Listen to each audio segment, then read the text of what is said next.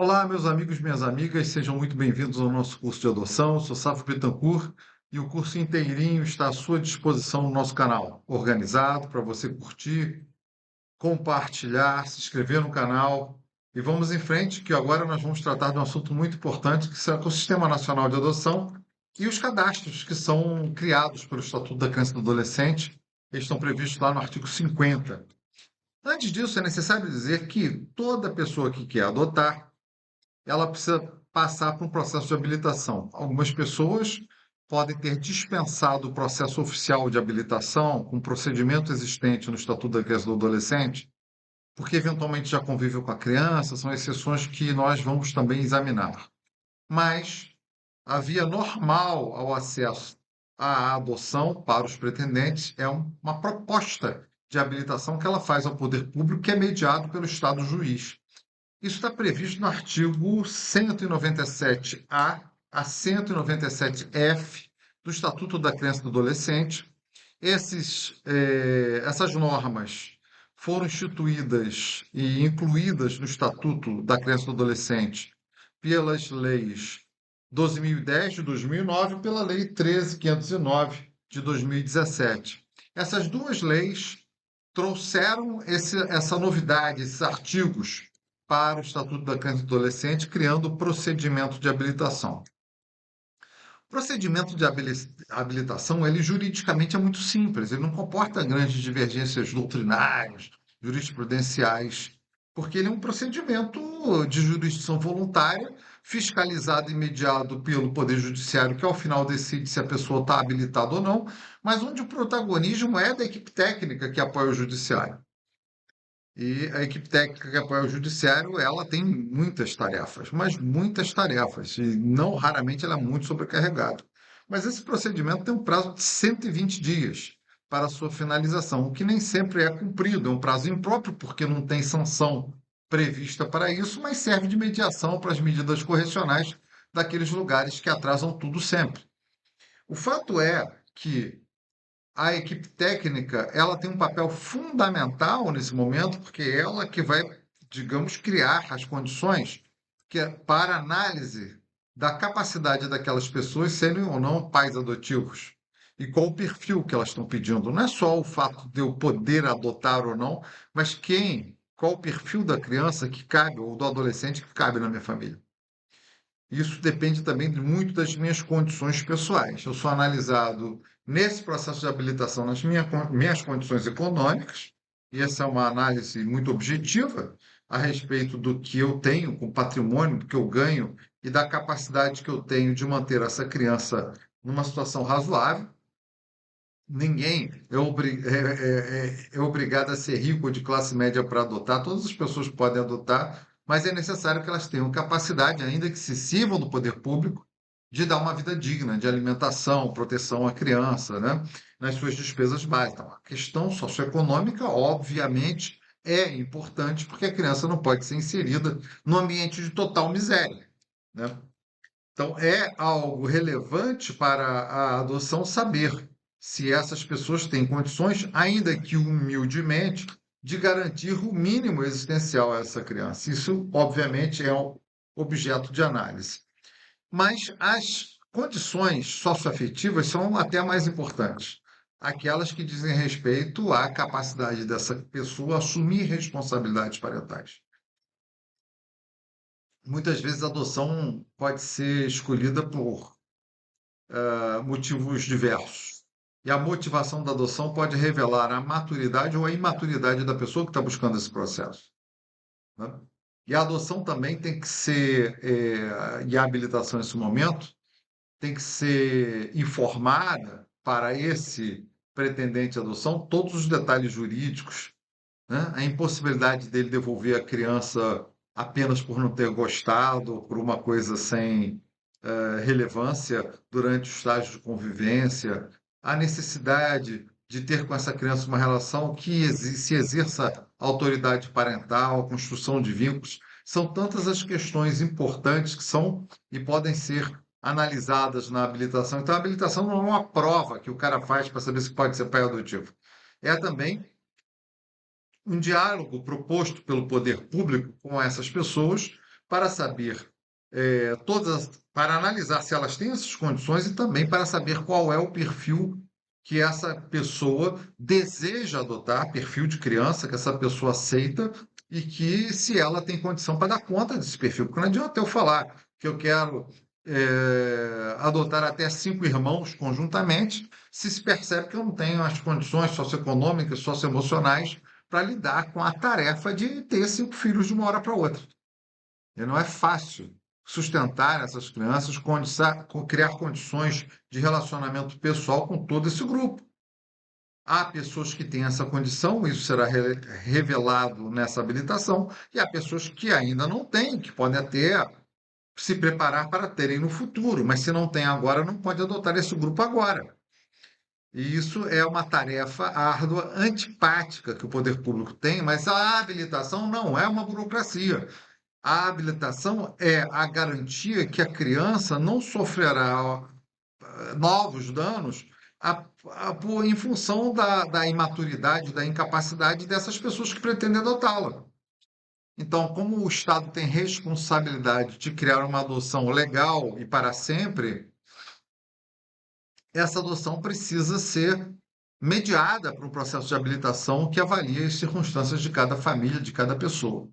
Se as pessoas vão adotar em conjunto, elas são analisadas em conjunto no seu dia a dia. Se essas pessoas têm filhos, essas crianças também são ouvidas, não para darem um consentimento, mas se elas têm noção do projeto, crianças e adolescentes são ouvidos a respeito do projeto adotivo dos seus pais, né? É importante saber se aquilo não vai criar nenhum tipo de conflito. Então, são várias nuances em que existem no processo de habilitação e que deve levar o tempo necessário para que essas questões sejam esclarecidas. Então, eu acho que o procedimento tem que ser rápido, mas não é uma mera burocracia. É algo criado para a defesa da criança que vai ser inserida na família. Essa habilitação não faz objeção de gênero, religião, etnia. Pode fazer, porque o Estado brasileiro e a Constituição Federal não permitem que isso aconteça. Mas não é porque essas pessoas fazem parte de qualquer minoria que elas são autorizadas previamente a adotar e tudo que se levante é preconceito. As questões precisam ser analisadas, se essas pessoas têm condição de comportamento, se há uma estabilidade naquele relacionamento, como que... E veja, não é caretice analisar o comportamento das pessoas nos seus modos, nas suas práticas, porque eventualmente nós temos que ver se a criança também é compatível com aquelas práticas, com aqueles modos que as pessoas vivem. Então, a habilitação revela não só a capacidade dessa pessoa adotar, mas também a adequação do perfil da criança desejada a essa capacidade. Eu não posso desejar algo que eu não dou conta de criar. Então, é necessário que essas pessoas tenham uma relação estável, tenham também um comportamento ético, moral. E não é caretice falar nisso, eu não estou me referindo necessariamente a comportamento sexual. Eu estou me referindo ao comportamento das pessoas serem honestas. Você não vai entregar uma adoção para pessoas sabidamente desonestas, estelionatárias, corruptas, né? Porque as pessoas envolvidas com atividade criminal não terão capacidade de criar uma criança sem o grande risco dessa criança, desse adolescente também se envolver nas atividades criminais.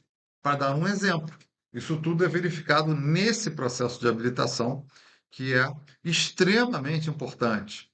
Mas é um procedimento juridicamente simples, é um procedimento que comporta a representação por advogado, embora ela não seja exigida para a legalidade do procedimento.